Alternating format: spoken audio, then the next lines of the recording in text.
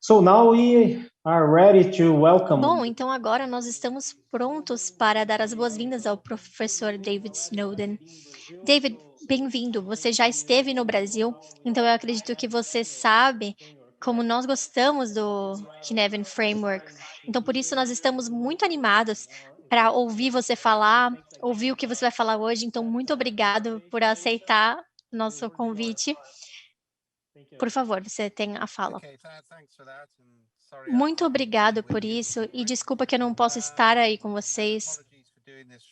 E muito desculpa por fazer isso no carro, eu me atrasei, então eu estou aqui parado na estrada.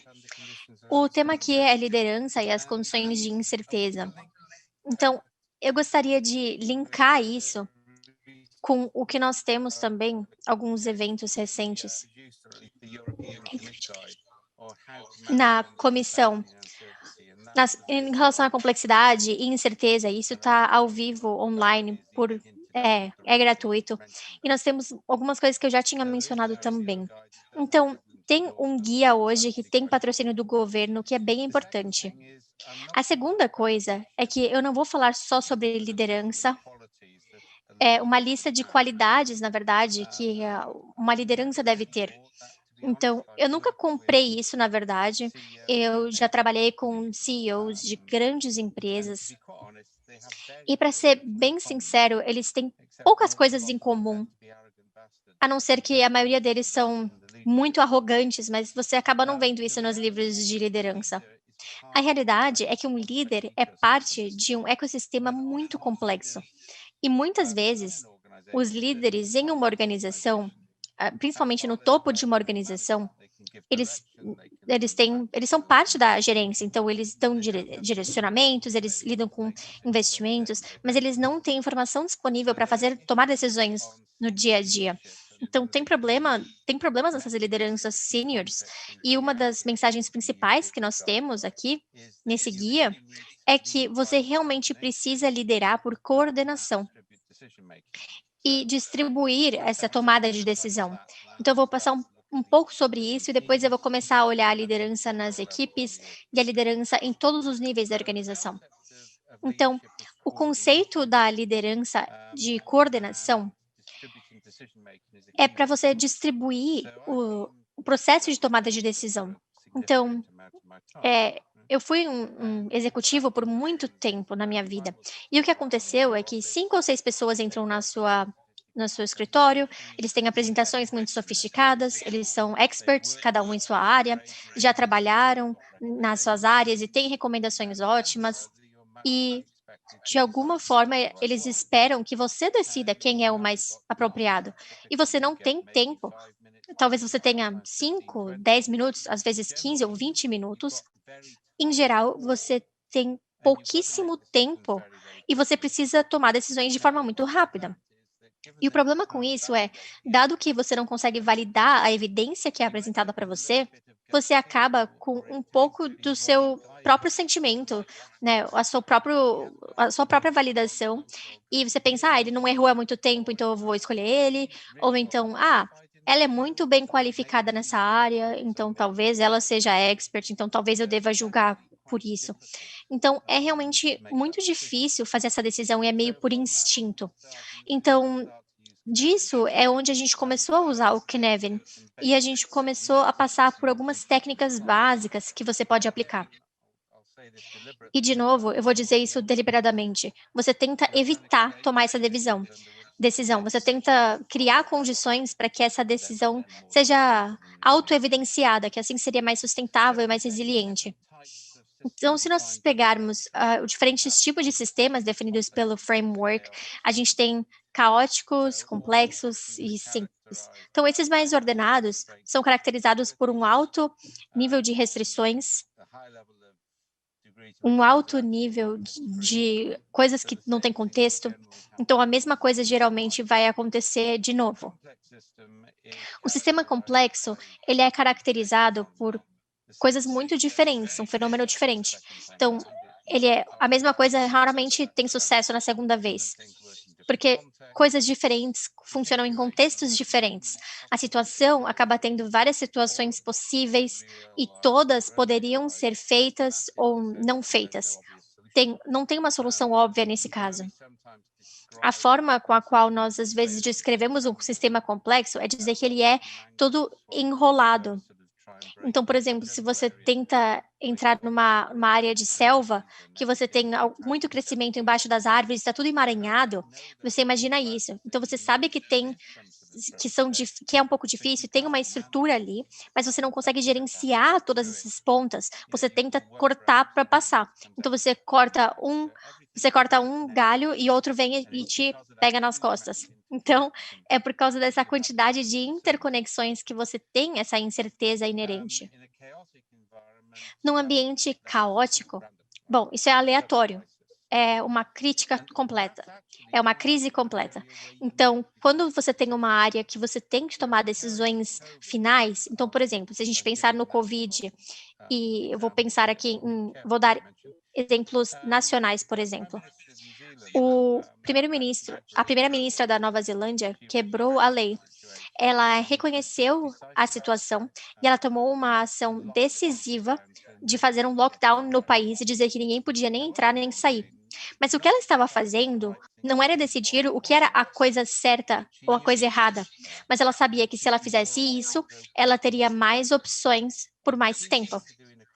E a coisa-chave de lidar com uma crise é que você não consegue resolver a crise. O que você consegue é tomar decisões que ajudam a deixar opções abertas por mais tempo.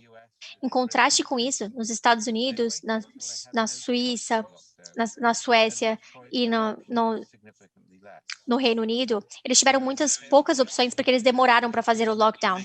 Então, você tem decisões decisivas e essas decisões acabam aumentando o número de opções disponíveis para você e não fechando essas opções, mas tendo algum tipo de estabilidade ou direção. No domínio mais complexo, é mais ou menos aí que você tem 5 ou 10 pessoas, todos têm ideias coerentes, todos pensam que eles sabem fazer. Você manda todos e fala: bom, pessoal, eu quero ah, um experimento de 1 a 3 meses baseado no que vocês acham que deve acontecer, que vai indicar se é a coisa certa a fazer ou não. Então você não escolhe as 5 propostas, você dá para eles poucos recursos para fazer alguns experimentos com SAFE. Então, esse paralelismo é chave para entender a complexidade. E não estou falando de métodos hoje, mas é um dos motivos pelo qual nós dissemos que Scrum é muito eficaz, uma técnica muito eficaz para fazer coisas complexas complicadas, mas não é uma técnica complexa. Só precisa de uma coisa para que seja certo. Enquanto numa situação realmente complexa, você precisa de 4 ou 5 interações acontecerem em paralelo, com pessoas com ideias bem diferentes e um alto nível de contradição entre elas. Porque isso seriam mais sondas e não do que experimentos, né? Essas sondas vão mudando a natureza do espaço, a natureza da sua percepção, para que você veja essas oposições e possa seguir. Então, quando é complexo, você dá esses experimentos que podem falhar. Agora, quando você passa para os ambientes, nós dividimos normalmente em dois. A primeira é se a gente tem um relacionamento entre causa e efeito claro, e a outra no qual o relacionamento entre causa e efeito é complicado, e provavelmente só seria sabido pela expertise muito específica. Agora, os líderes não deveriam estar tomando decisões nesse espaço claro. Deveriam ter processos, controles, deveriam ter regras, regulamentações. O único papel do líder nesse espaço, nesse sentido, é realmente verificar desvios. Porque se as pessoas têm que toda hora quebrar regras para fazer o trabalho, provavelmente é a hora de você reexaminar essas regras. Que é é uma coisa que eu recomendei a muitos líderes ao longo dos anos, se você está tentando, se você está tendo desobediência, olha o porquê. Porque as pessoas geralmente não são maliciosas. Geralmente elas têm que quebrar as regras, porque senão as coisas não vão ser feitas, as coisas que têm que ser feitas. Então, no domínio complicado, você pode confiar nos experts. Basicamente, você tem um bom nível de restrições, um bom histórico, e aí você fala, se é o que deve ser feito, então faz. Também existe uma situação com especialistas que concorrem. Eles têm duas abordagens diferentes. Isso não é a mesma coisa que o domínio complexo. Em geral, um deles está certo. Então, por exemplo, no Reino Unido, com a pandemia da Covid, a gente teve uma discussão muito grande entre psicólogos, economistas e epidemiologistas. E a questão é difícil, porque cada um tem seu nível de especialização, mas nenhuma das sugestões avança. Eu não posso explicar isso em tanto detalhes, mas nós desenvolvemos o Triopticon, que é um modelo para analisar tudo isso. E temos, inclusive, uma descrição com uma simulação de como isso funciona no nosso site. Você tem, então, com o Triopticon, você consegue observar pessoas com o mesmo nível de PhD, alunos, e como as pessoas interagem entre elas para identificar quais as soluções são possíveis. É um processo de 3 estágios, é muito definido, estruturado, e é algo que está disponível para vocês. Então, no caso do domínio complexo, confie no especialista, ou então rode esse ambiente complexo. Nesse ponto, eu não estou tomando decisões, eu estou criando conectividade entre processos para que as soluções se tornem mais evidentes. Então, centralizar a coordenação, distribuir a tomada de decisões, reconhecer o domínio, se é caótico, complexo, e tomar a melhor decisão depois. Isso basicamente se aplica a todos os níveis de gestão. Nós estamos falando do trabalho do governo, porque é basicamente com o que estou trabalhando no momento, mas isso se aplica a quase tudo. Outra coisa muito importante para a liderança é o seguinte: nos últimos 6 meses, nós finalizamos o guia de campo e eu entrevistei mais de 100 executivos no mundo todo. E uma das coisas que todos comentaram é que o que realmente importa numa crise é a rede informal e não os processos formais. Isso bate com a nossa teoria, porque se você limita o processo, você limita o tipo de informação dentro do processo. Então, numa crise, se você tem um processo, você não estaria numa crise, certo? Então, você está numa crise por conta de algo que não foi antecipado, ou foi antecipado, mas não pôde ser evitado. Então, nessas circunstâncias, a tendência é voltar para as redes informais, que são as comunicações fora de contexto, esses canais entre pessoas que trabalham juntas, ou foram à mesma escola, ou praticam o mesmo esporte, clube de livros, enfim, tem uma série de formas. Essas redes informais não foram criadas para ter um tipo específico de comunicação. E elas são baseadas na confiança entre as pessoas. Você pode não conhecer alguém que saiba de alguma coisa, mas um amigo pode conhecer e aí ele pode te indicar e você confia nessa indicação. Então, uma das coisas que criamos para os líderes é realmente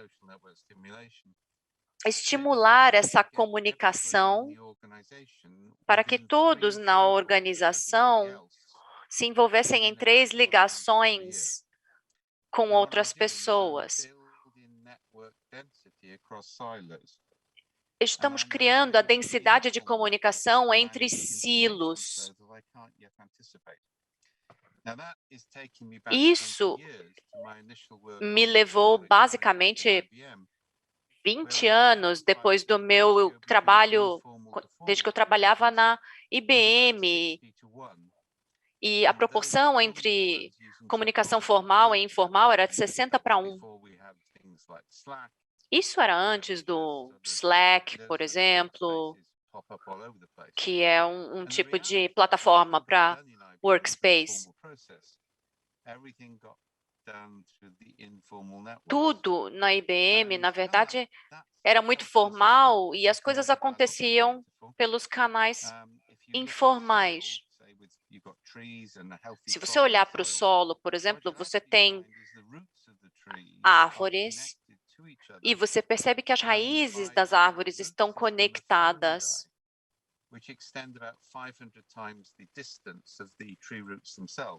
E fungos acabavam estendendo essa rede e davam água e nutrientes para as árvores numa relação simbiótica.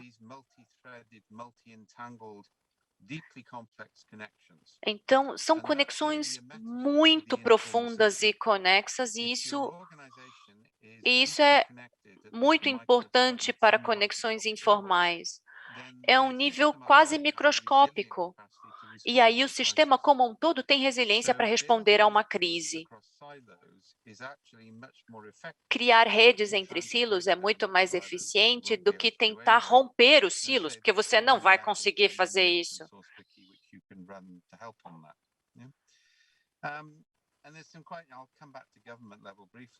Voltando então a falar do governo, como estávamos comentando outro dia,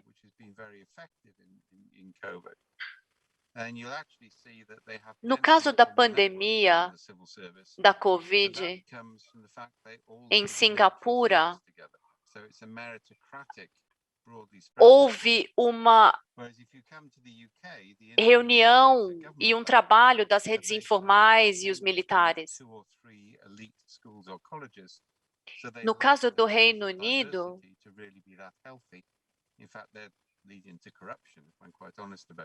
há uma falta de diversidade. Então, quando eu estava trabalhando com liderança estratégica, eu passava 40% do meu tempo circulando pelo escritório. Mas o que eu estava tentando fazer era entrar numa reunião, bater um papo com alguém, tomar um café. Eu estava tentando criar essa rede casual para que eu pudesse sentir padrões ou possibilidades que poderiam alimentar, então, processos mais formais. Então, um bom líder cria uma boa rede onde ele trabalha.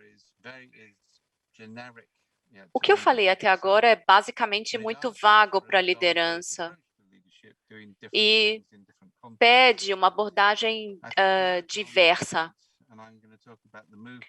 No caso do movimento ágil, ele não está num momento muito bom. Principalmente porque há uma comoditização dos frameworks, do movimento, pessoas adotando os projetos e fazendo isso em 2 a 3 anos. E eu acho irônico que as pessoas falem do manifesto como ferramenta.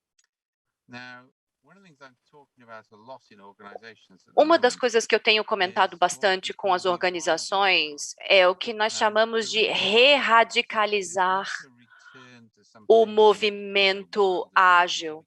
E isso não quer dizer voltar à época do manifesto, lá no começo dos anos 2000, mas podemos restaurar um pouco do equilíbrio. O que aconteceu com o movimento ágil é que havia 3 componentes no manifesto original. Um era o XP, o outro era o Scrum e o outro era o DSDM.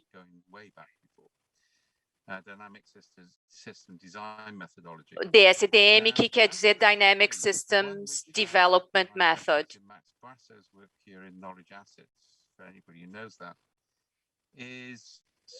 No caso dos movimentos ágeis, o Scrum foi codificado de uma forma bem abstrata para ser fácil de treinar e fácil de entender.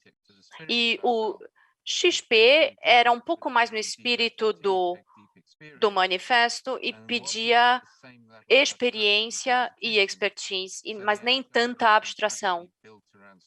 Então, o movimento ágil acabou se formando muito mais em torno do Scrum. E aí tivemos todos os spin-offs e as coisas novas que surgiram, né, derivaram. Quando olhamos para esses frameworks e esses métodos, e como promovemos liderança para as equipes, é o que é importante. O coaching, por exemplo, é uma diferente forma de liderança, porque ela torna mais fácil para as pessoas verem possibilidades em vez de dizer o que elas devem fazer.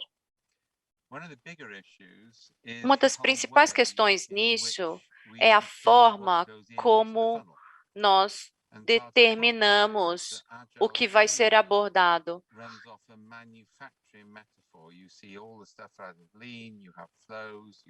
Então, basicamente, é um esquema de uma fábrica dizendo o que a gente deve produzir. Isso vai no funil, isso cabe, isso não cabe, e nosso papel como equipe é executar e entregar aquele processo, aquele produto, aquele serviço. Uma das áreas em que focamos está mudando a forma de abordar os dados no sistema. E uma parte do que está acontecendo com a tecnologia hoje é que a tecnologia precisa das perguntas certas, então os usuários não estão fazendo as perguntas certas. Por exemplo, as pessoas dizem, precisamos ser digital. Você não precisa ser digital, é a forma como o negócio funciona, por exemplo. Mas existem outras coisas que podemos fazer. Estamos trabalhando com treinamento e desenvolvimento de algoritmos que podem gerar alertas num trabalho antiterrorismo, por exemplo. Você não pode prever um ataque terrorista, mas você pode chamar a atenção sobre a possibilidade ou a probabilidade de um ataque terrorista. Então, existe a possibilidade de antecipação e de alertas. Mais recentemente, fizemos um trabalho nas casas das pessoas, envolvendo a observação de microdados, para treinar os centros de dados. Esse conceito não é muito conhecido, então os usuários podem ter um problema, mas eles não sabem como definir esse problema para obter uma solução. Existem muitas camadas de interpretação entre o usuário e o seu problema e o que precisa ser feito no software. Existem melhores maneiras de fazer isso? Depois de trabalhar por muitos anos, é mapear as necessidades articuladas, captar as experiências dos usuários, micronarrativas dos usuários, o que é uma abordagem pré-Scrum. E aí as pessoas com bom conhecimento de tecnologia acabam criando um reprocessamento dessas micronarrativas. Outro exemplo é colocar um programador muito inteligente junto com alguém que trabalha muito com arquitetura de sistemas, mais experiente, e podemos ter mais uma pessoa falando com as pessoas de TI. Então, é mais fácil treinar os usuários para falar com TI do que treinar o TI para ouvir os usuários. E aí colocamos os dois para trabalhar juntos para aumentar a diversidade e o paralelismo, antes disso entrar num processo estruturado. E uma boa parte da responsabilidade da liderança é pensar no cenário mais amplo, quando você tem muitos métodos e muitas ferramentas. Então, uma das coisas, quando nós saímos de uma masterclass, na verdade, fizemos uma masterclass de 3 ou 4 horas, e o que nós olhamos é que nós olhamos todo o método ágil, acho que essa masterclass vai vir para o Brasil, e nós olhamos os métodos até o nível mais baixo de granularidade. Então, eu posso pegar uma coisa como o Scrum, e eu posso decompor até coisas como retrospectivas, enfim, e eu consigo fazer coisas bem interessantes com isso. Então, eu posso tirar uma sprint de 2 semanas e colocar uma time box de 3 meses. Eu posso pegar uma retrospectiva de tempo pontuada e trocar por uma jornada pelo time. Então, o que nós estamos começando a construir agora é a habilidade de ter uma abordagem de muitas ferramentas para lidar com projetos ágeis. Nesse caso, você não escolhe um framework, mas você constrói diferentes aspectos de diferentes frameworks juntos em vários contextos. E esse é um desenvolvimento bem interessante. E isso cabe nessa pergunta do papel do líder, que é de deixar as opções abertas e de conseguir gerenciar experimentos diversos para que a natureza da solução se torne mais clara. Mas vocês devem ter percebido agora, como eu disse no início, eu não falei muito sobre qualidades ou habilidades individuais, e tem muitas coisas que nós sabemos que são importantes.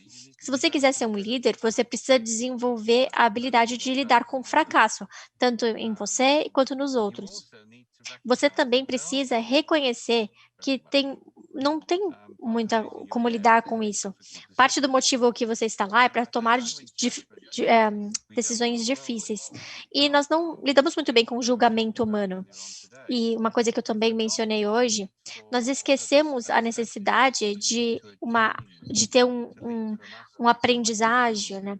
Então, você não tem uma jornada normal. A gente pensa que a gente pode treinar as pessoas, mas não pensar que precisa ser um aprendiz, que precisa crescer e se desenvolver. Então, eu vou falar uma história pessoal para ilustrar isso. Eu tive muita sorte na minha vida. Quando eu estava trabalhando em grandes corporações, só tive um chefe ruim, e ele nem era tão ruim assim.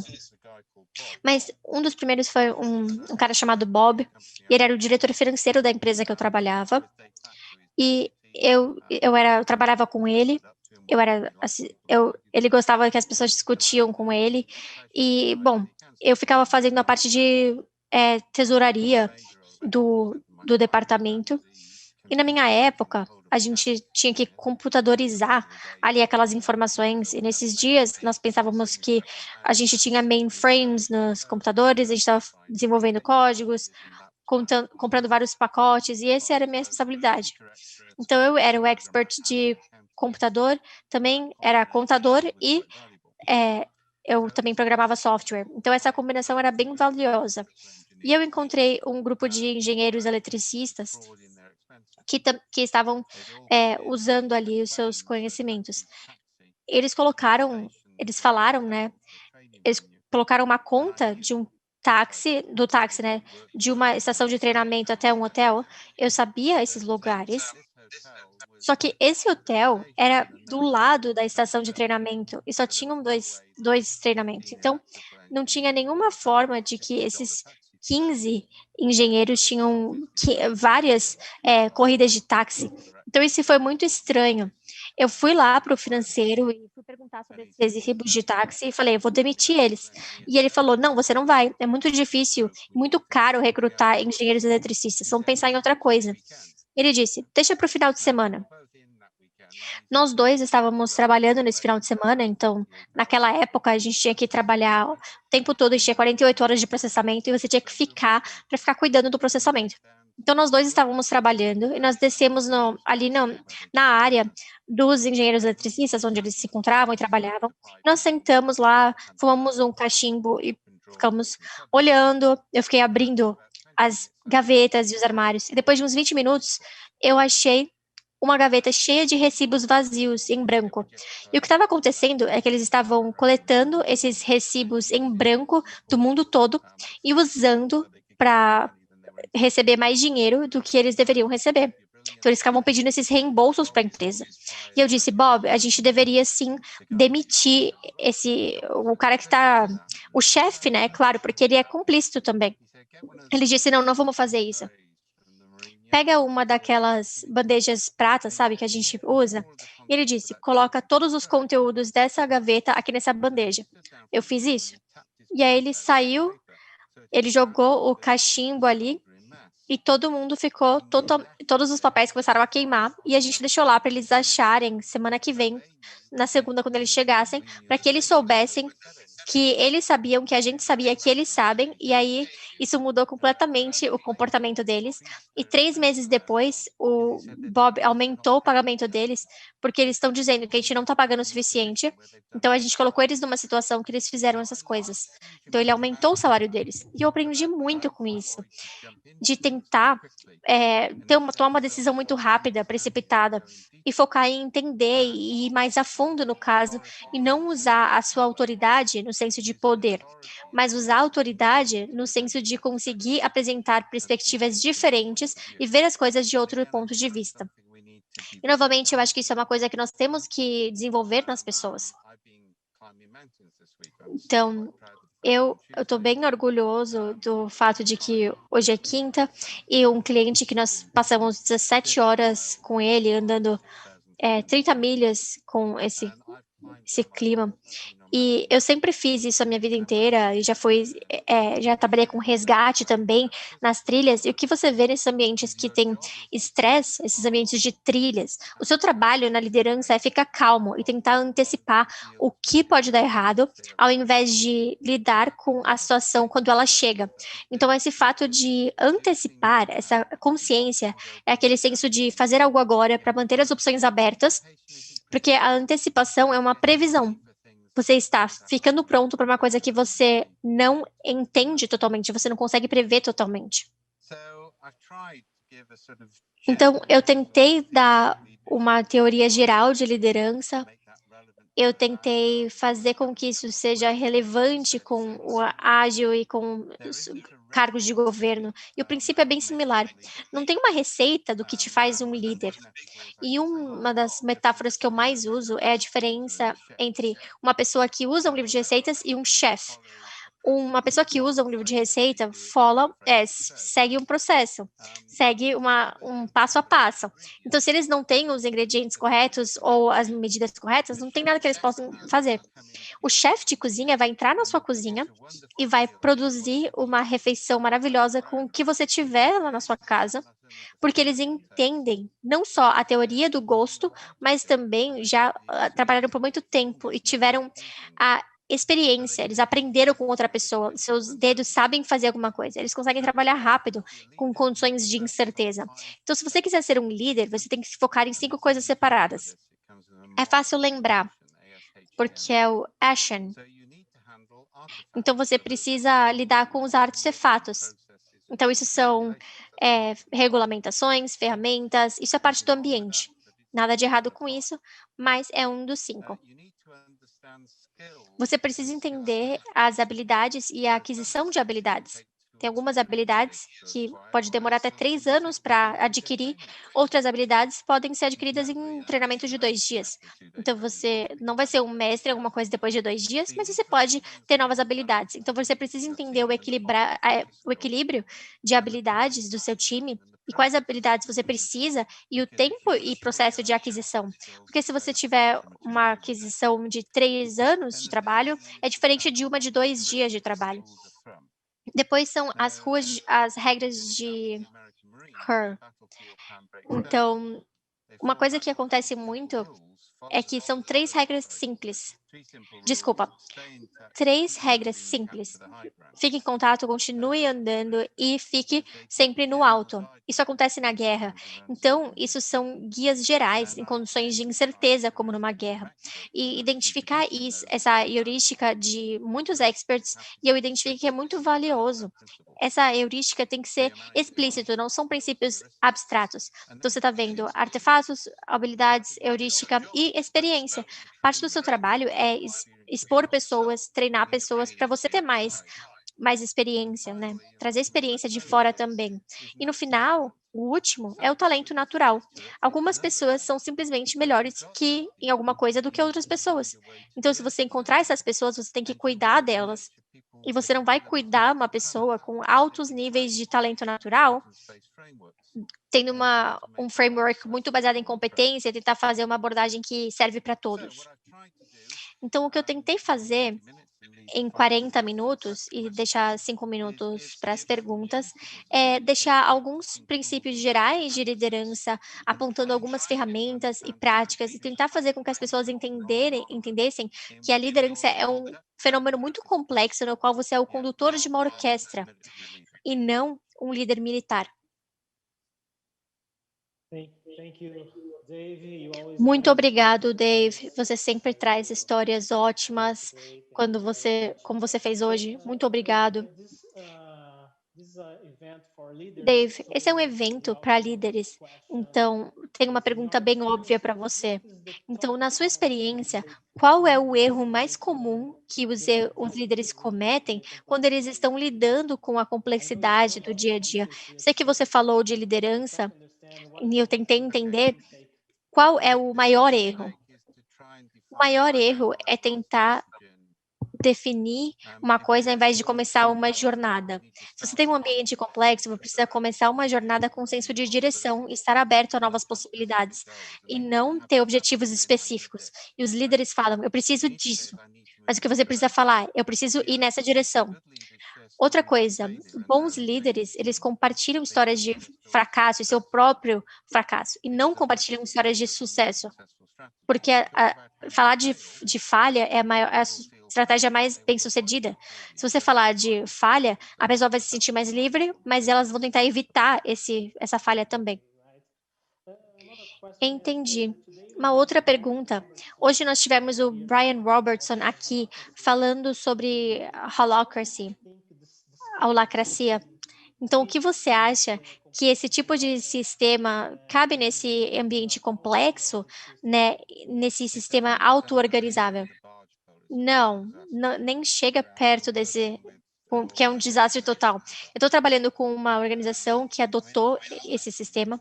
Eu gosto do Brian, ele é um cara muito legal e realmente é muito interessante o conceito, mas o Brian vem de um background de programação de computadores e as pessoas falam, você coloca ali um algoritmo para ninguém ter que pensar em nada, né? Então, quando você entende o algoritmo, você controla o processo, você pode criar um novo tipo de burocracia. Nós estamos tentando desfazer esse processo agora. Então, você não pode substituir o julgamento humano, o pensamento humano com o algoritmo.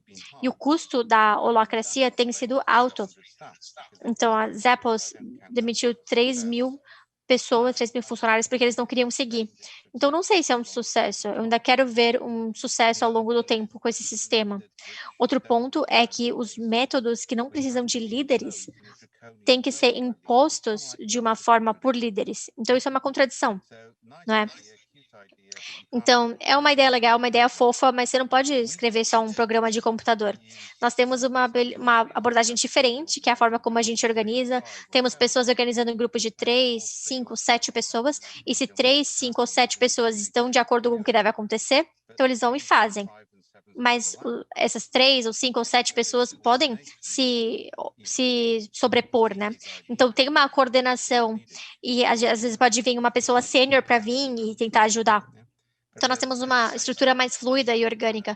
Então, desculpa, eu não posso fazer eu adoraria fazer um debate com o Brian. A holacracia é boa em teoria, mas ruim na prática. Muito obrigado, adorei os seus pensamentos, ótimo conversar com você. Muito obrigado pelo seu tempo e até a próxima.